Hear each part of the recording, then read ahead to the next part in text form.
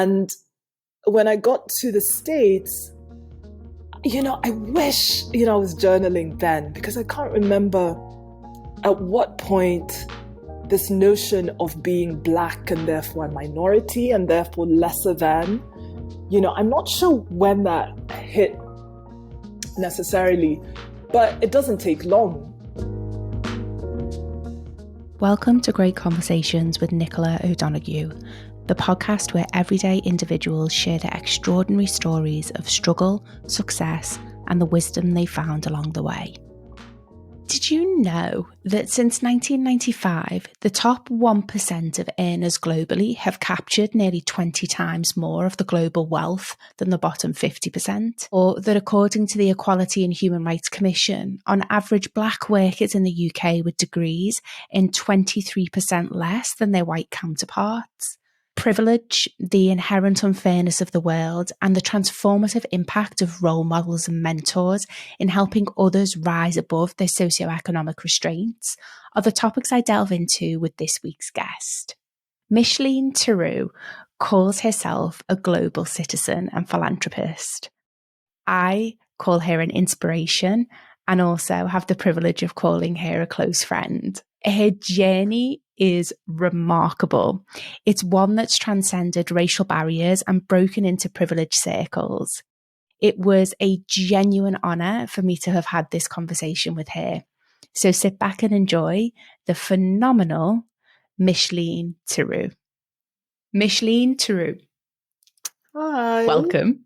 Thank you. To Great Conversations. How are you? I am well, Nicola. How are you? Thank you for having me here. Oh, you're more than welcome. I'm super excited to get into our conversation today.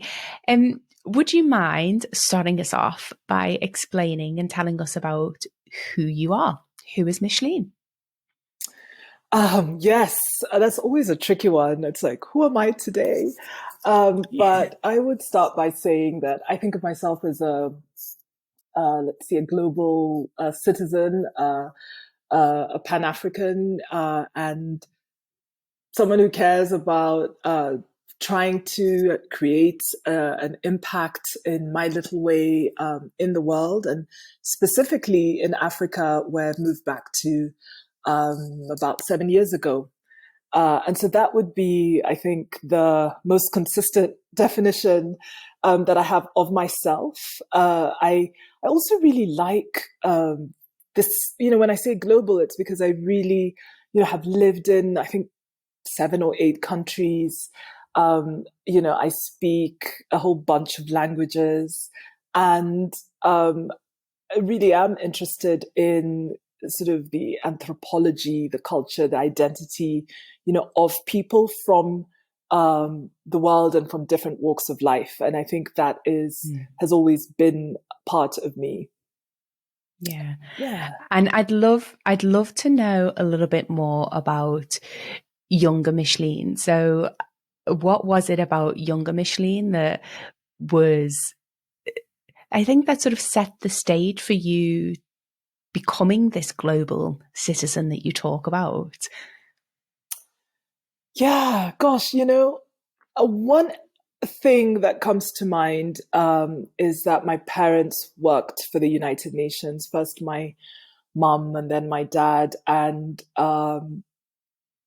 as part of that work, I remember mum bringing, these UNICEF books, with children from around the world, as sort of those beautiful photos in them. And often, though, the stories, much as the photos were gorgeous, right? The stories were about things like, child protection, words that I have today,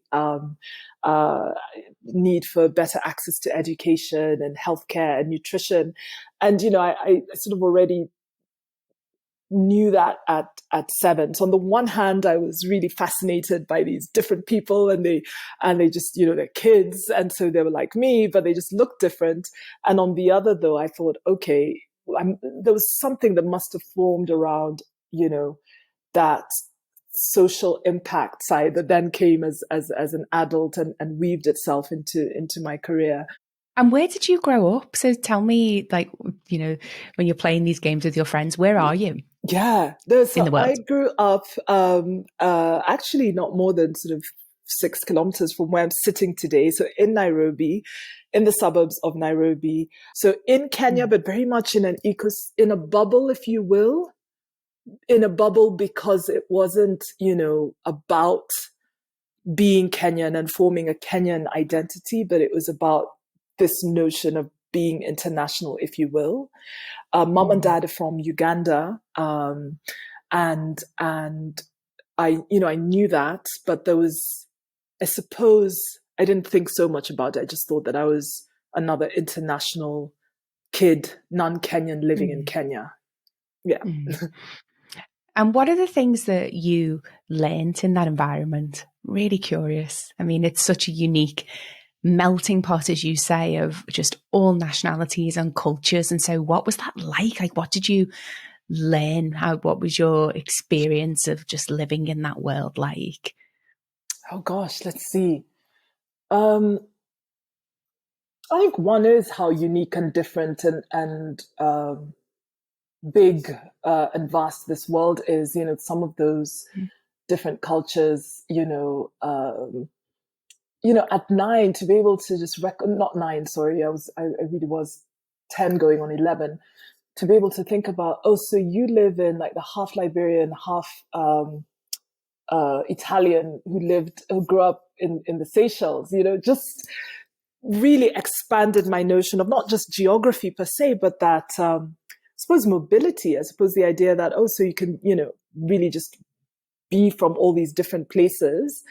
So Mm. we're different in that sense, but we're also the same. Another thing I started to reckon with is there was a lot of privilege in the school, I have to say. And my first sort of 3 years of school, I went to a relatively sort of privileged, I thought, Kenyan school. 90% of the kids were Kenyan, but this really took privilege to another level. People came Mm. in as perhaps ambassadors' kids or, top UN officials' kids, big company, businessmen's kids and women. And that was also apparent to me from a very young age in terms of cars that pick people up to school and things people wore and places people went on holiday.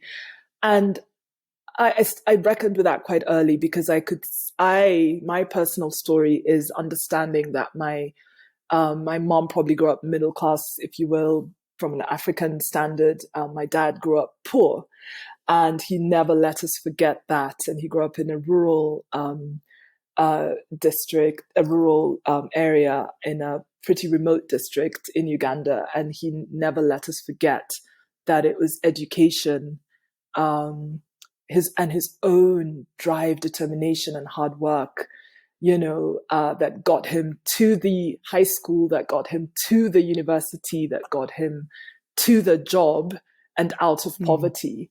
And so while in this extremely wealthy milieu, I also knew that, where I was from and probably all the sacrifice that it took for my parents to get me there because they believed so much in education, as the catalyst for change and for sort of upward mobility.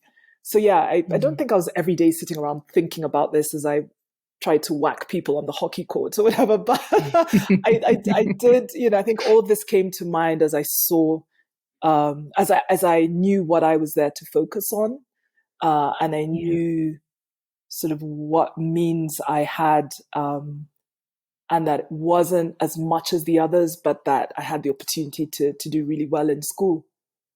Mm.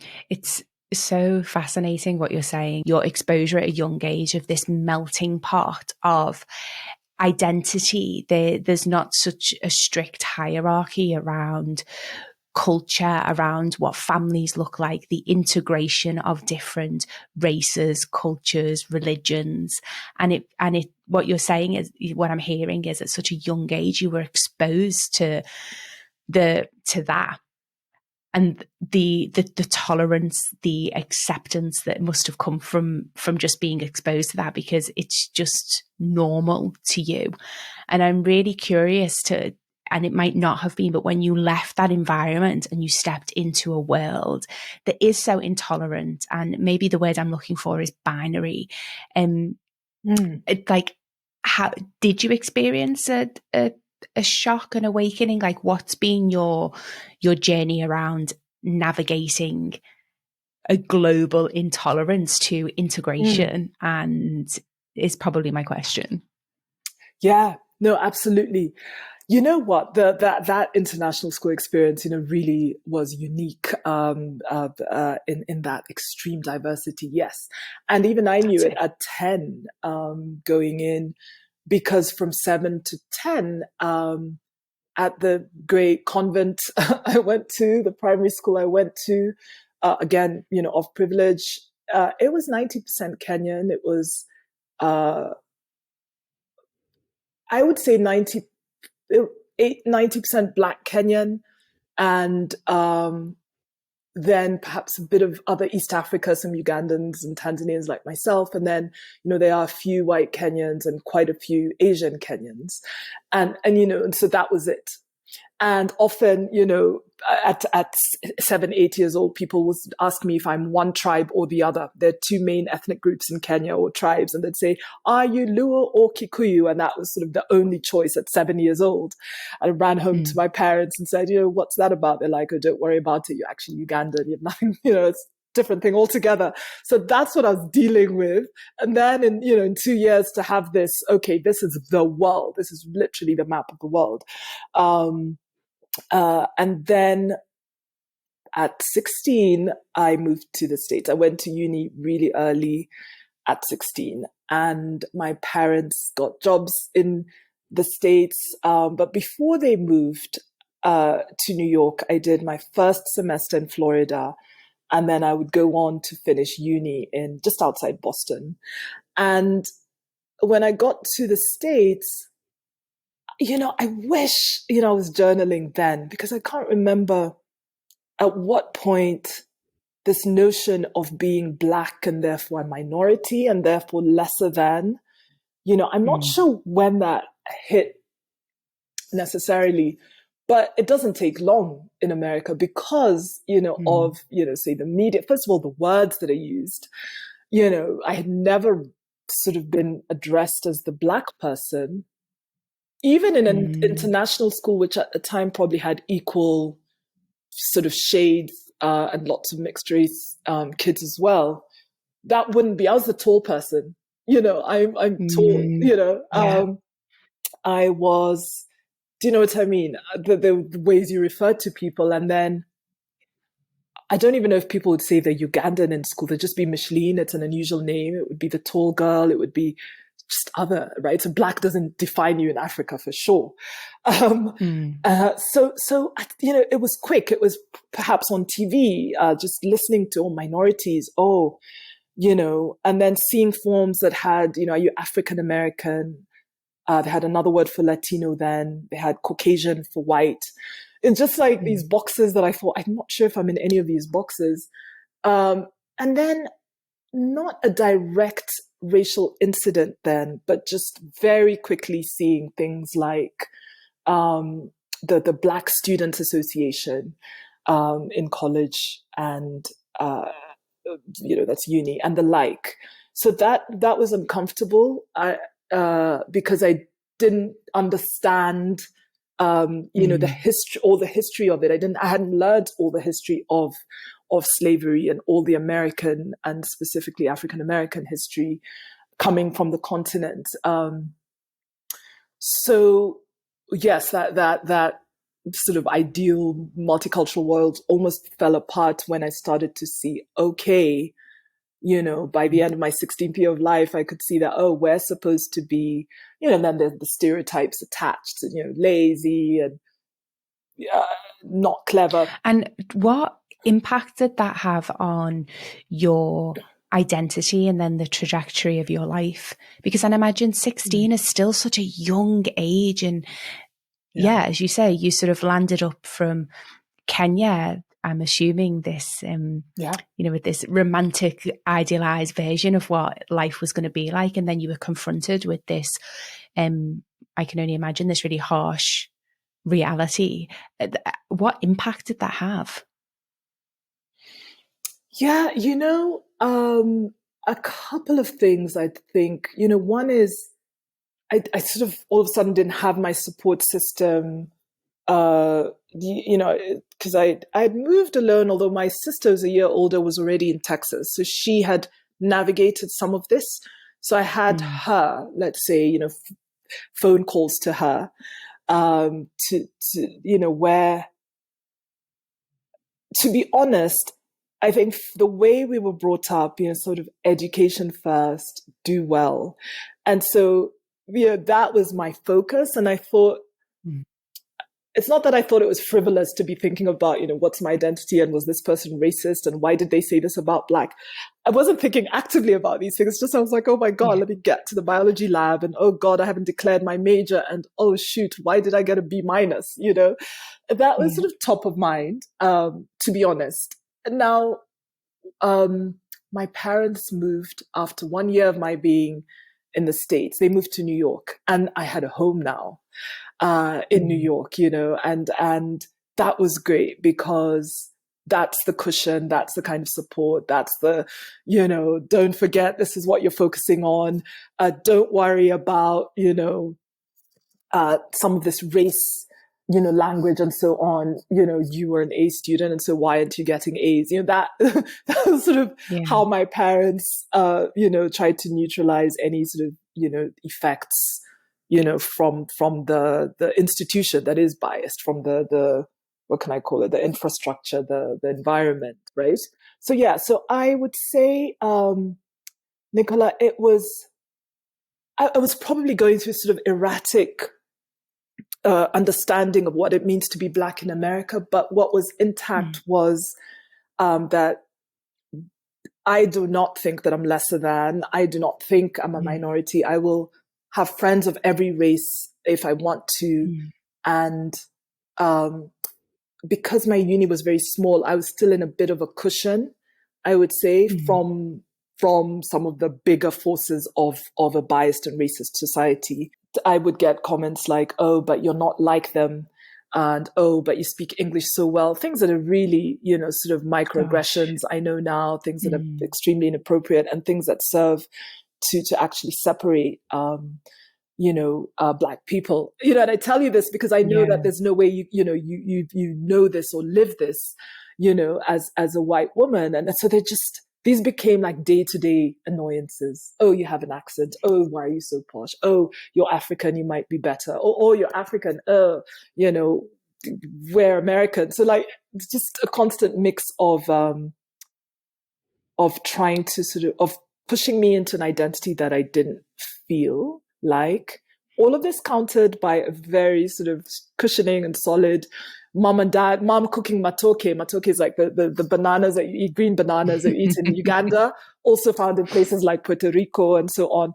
Mom being like, come home, come for dinner, there's matoke, and just like, I know Yeah. where I'm from. And I hear you, like what you're saying, this need to otherize, and as you said so beautifully, to push people into an identity that actually does not fit for so many of us. And as you say, it's the microaggressions, isn't it? And a lot of what you speak about, no, it just never entered my world. I was brought up to really believe that if I worked hard and I got a good education, literally the world was my oyster. And I could literally go on to achieve anything. And there's been very little in my journey that sort of got in the way of that. Mm. There's a little bit when I entered law around my accent, being Mm. there's class racism in the UK. So being Mm. from Liverpool, that was an issue. And being a woman definitely has had roadblocks and Mm. some, issues within the workplace, but not to the extent that you talk about. I still had this inherent belief that the world was mine, for Mm. the taking if I wanted it.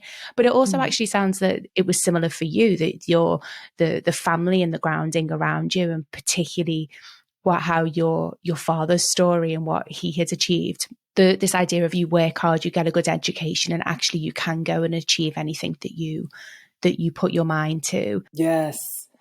Yes, absolutely. And role models are so important. Just thinking about what you said, what you have, what I had immediately next to me was, my mom, dad. I have an older Mm, sister and two younger ones. And my dad was, sort of more in the rough, this is just how it is. This is just how you have, this mm, is just what you are, like a student. That's what I expect. There was never any, it was sort of it was hard and constant, bar that was set. My mm, mom, was, a working mom. Right. And so, mm, showed us by actions, every day she just wore a nice outfit, went to work, did very serious work, and admin, and then rose to HR positions, came home, and it was, I guess easier to balance things a bit better. So she'd come home and cook the mm. matoke that I described, or, ask the younger sisters, why they weren't doing homework. And, throughout, like my mom was also just silently in her way showing us what it means to be a professional and go to work and show up. And so those were the role models. My sister was a year Mm, older, and she had, I think, already started her master's. She had done well in uni. So it was like, yes, that is, there's no other way. But you're right that we luck, maybe. We also had a lot of mm, luck in addition to this really sort of strong cultural, um, uh, beginnings, and my parents, and our own hard work, I suppose. Um, yeah, I just think in the midst of this all, there's taking the bus and somebody saying something pseudo racist. They're seeing images all the mm, time. They're seeing, we didn't have a lot of cameras then, so we didn't see all these killings that are happening to Black people in America mm, and beyond.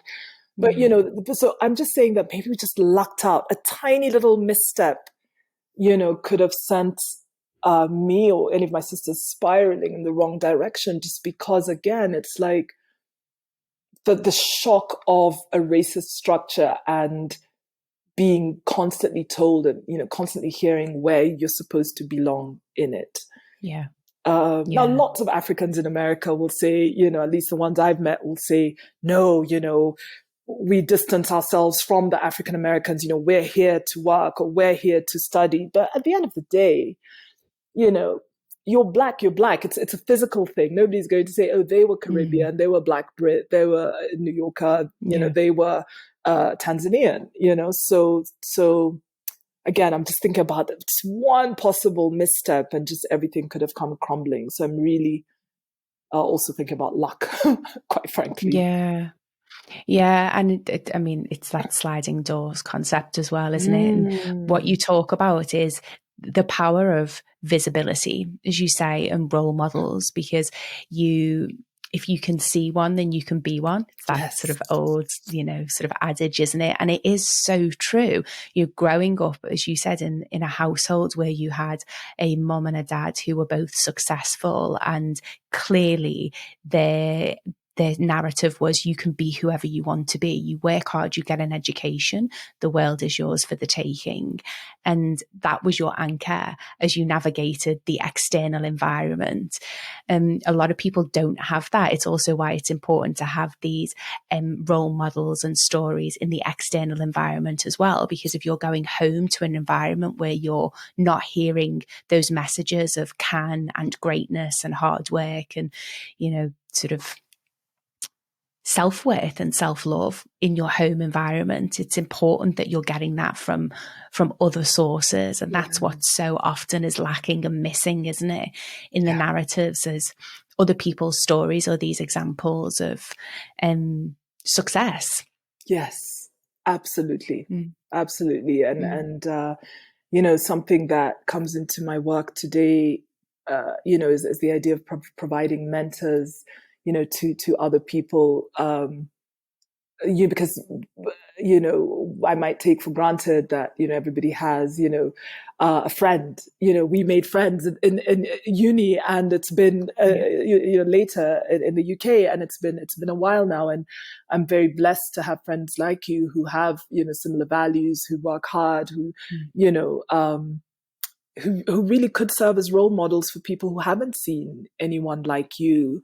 You're saying you're from Liverpool. I bet there's some kids in Liverpool who've never imagined that, there's someone like you that's gone through their journey. And so even in Liverpool, let alone in a so-called emerging or developing country like Kenya. And so I think a lot about mentoring, and remember that my parents did that, they sort of take us to, I don't know, like Uganda Day, Independence Day in New York, in Manhattan, and there'll be like this party, and we just roll our eyes at like 15, 16 years old, because you've got to go greet all of these, we call it aunties and uncles, respectfully. And, but in there somewhere, there's an ambassador, there's a head of, I don't know, economic development at the World Bank, and when it comes time to get an internship, who are you going to be calling? So my parents were really good about just stretching even slightly beyond their reach to provide, access to really interesting professional people for us, to aspire to perhaps become like them. It's so fascinating as you talk, because what comes up for me is this idea of privilege, and, the astuteness of your father to realize that privilege can exist in other areas of life, not just through money, and the privilege through education, because what you said has been so eye-opening for me as well, on it's particularly my professional journey. When you need the internships, you know who to go to and to talk to. You have these people that are, again, back to this concept of role models. Of if you're rubbing shoulders with very successful people who look like you, who have been on a similar journey to your own, who culturally are aligned with who you are, and that in itself is a really privileged situation, to be in that room and in that environment where you can leverage that. And so many people don't have that. Privilege can show up in lots of different ways. And what you, as you say, you and I have been friends for a long time. And I think one of the values that unites us is education, and the importance of education, and how that actually can fundamentally change somebody's life. Because I've experienced it, you've experienced it, and particularly showing. And I'm curious, has there ever been occasions, and I'm reflecting this of my own journey, there have definitely been times in my life when I've been stood in rooms or I've been in meetings and I've just thought, wow, I shouldn't be here. This girl from Liverpool should not be here right now. And I'm there because of education and hard freaking work. And I don't know if you've ever felt something similar. Yes, absolutely. Let's see when I just recall once I was in Sao Paulo. I worked for the World Bank Group, the IFC, the International Finance Corporation. And I remember being in this meeting with, all of these just really seemingly smart, these were peers and co-workers of mine, but just sitting there thinking, is this me? So that slight imposter syndrome and so on. And quickly remembering that I've applied for a job that had, 10 requirements, and I actually fulfilled all 10, because women never apply for jobs and with less than, 8 of those 10, as research has recently shown us, right? So I deserve this. And in the same breath, a bit of luck, being, again, back in Africa, and, just being an African woman and jumping in an Uber, or in a cab every other day, and just thinking, there's some really qualified people out there, that, what about me? They're smarter, etc. And so that luck that I just, through these series of events, some of which I've described, that I sort of end up, for now, that it's worked out. But still, for every me, thousands of people just didn't get to do that, despite their best efforts, despite perhaps even having education, or perhaps even having a mentor. And so I just always find these moments of call them moments of grace, like, gosh, and gratitude. And when you look at them, what is it? Like, in your opinion, what is it that, as you say, that's differentiated your journey from those that you speak of, the maybe didn't get the lucky breaks, or, you know, as you look back and as you Mm. reflect, are there moments? Is there one big thing? I think, Nicola, quite frankly, life is unfair. I Mm, could sit here and say I had the right mix of the hard work and the mentoring and all of that. But to be honest, I think thinking about Africa now and our, sort of youth, sort of bulge and our unemployment, any country you look at on the continent, it's there are these extraneous circumstances. Somebody might have this perfect formula, and it's just not getting baked. It's just not at all, mm, happening. So I really think that our governance is fraught, our education system isn't right. And I speak as if Africa is a continent, but I really am saying for most of the countries, at least in sub-Saharan Africa, um, there's just one thing doesn't necessarily lead to the other anymore. And so I would answer the question again with grace to say that maybe in my time it was a little bit better, but I just think that maybe I also just got lucky, for God's sake, with all the hard work and with mm. all my parents' hard work and with everything we've described. Just that element, not everything gets to that, that golden place. And for people that are, I guess, in that boat, for people that are not able to access that privilege, who do work hard, who want more for themselves, Mm. what is some of the advice that you would give to keep going? I don't know, like, Mm. because Yeah, it's so easy to then fall into despair, isn't it, and to give up. Well, what's the point then? I Because the know. world is unequal and unfair. So actually, then what is the point?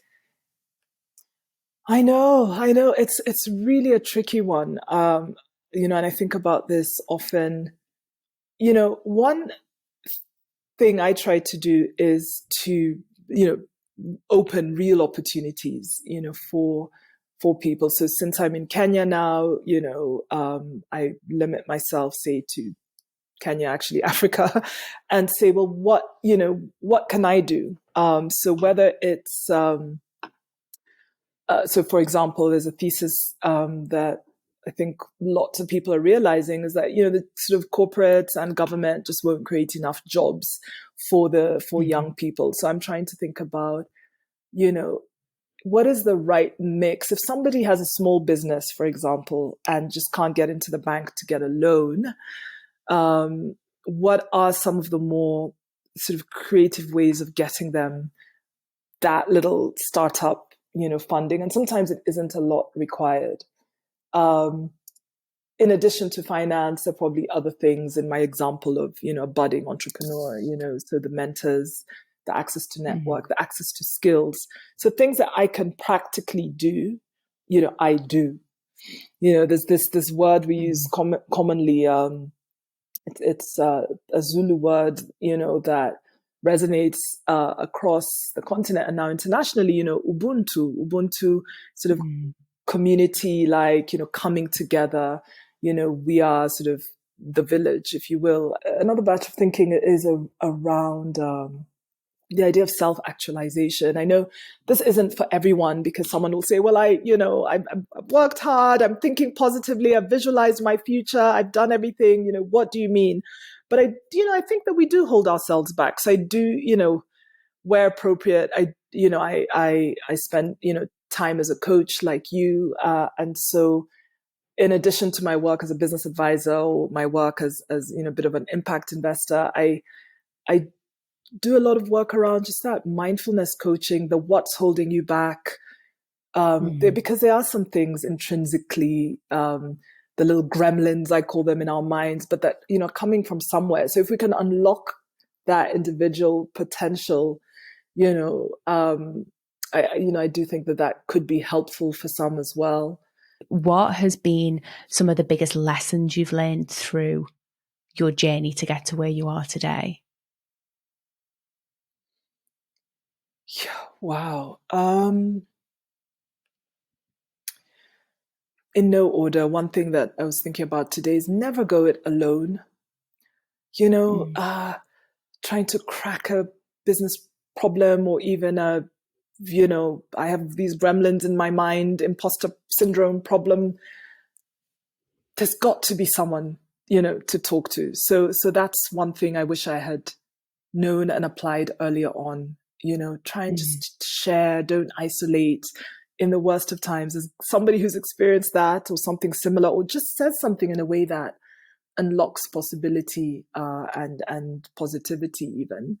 So that's one. Um,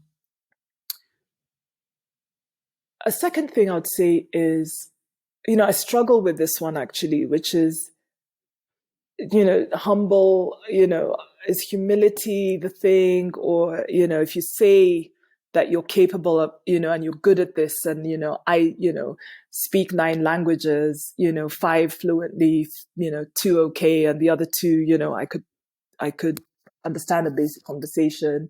I am good at X, Y, and Z. Like, is that too much? So I think the learning for me there is to just be steeped in authenticity. I Mm. don't know that you can tell somebody be humble or don't brag. I feel like some of those qualities are innate. And so I have learned that, you know, my intrinsic sort of self is probably more on the humble side, but that I think this is the real lesson, is that don't be afraid to state your knowledge, your worth, your capabilities. The person who Yeah. does so in a way that is annoyingly sort of a brag, and if there's any pretense there or lies there, that will come out. The person who Yeah. states so in a way that is slightly humble, that's just a stylistic approach, but I think where one errs on the, oh no, I'm not going to tell them in case they think I'm, the one that stays and just being too humble and not saying anything, particularly as a woman, where there's always a construct of bias, sitting on top of us, I think that doesn't get anyone anywhere. So to state my worth in the way that's authentically me, if you will, Yeah. is another lesson. And then third, I'd say, and these are in no order, to always think about how to pay it forward. You know, Mm. and I'd say linked to that is to bring, yeah, it's actually linked to that, to sit back. Now I've worked for a long time. Now I'm senior. So I don't have to have all the speaking opportunities or all the meaty, work opportunities, or meet the CEO, meet the minister. I really don't. And there's someone else Mm. for whom that might be that, that catalyst. So to pay it forward and to just also share. Mm. I love that. So, Mish, we have a closing tradition on this podcast, and Mm. I ask all my guests to please tell me, what is something that other people value that you don't? I don't really value early mornings. All these books about like you to be successful, wake up by 5 a.m. I'm just waiting for the person to write the book that says, actually, some of us night owls, some of us who just take a minute to get up and meditate and just get into the day. And honestly, 5 a.m. is perfect, beautiful dreaming time. So the Yeah. later birds also hopefully will be successful. Absolutely. Amen to that. I am not a 5 a.m. club person either. It's Dan Pink.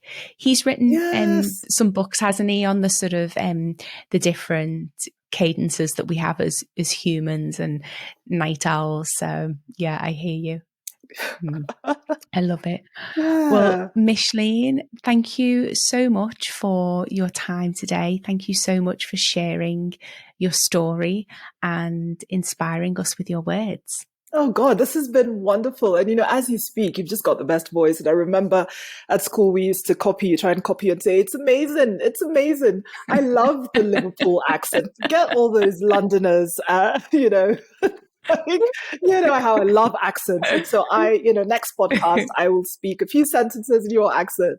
It's just been really good to cut through things that are, so important for my life and hopefully, I've just shared something that can bring value, to someone else listening. But it's always great to spend time with you either way. So thank you. Thanks. Thank you. Thank you to the amazing individuals who make great conversations possible, my editor, Stian Moritz, musician Jamie Jenkin, and our incredible guests for their openness. Our website, integrate.net, will be launching in September with loads of other exciting resources. In the meantime, feel free to click the links below for more episodes of Great Conversations. Sending you so much love. Bye for now.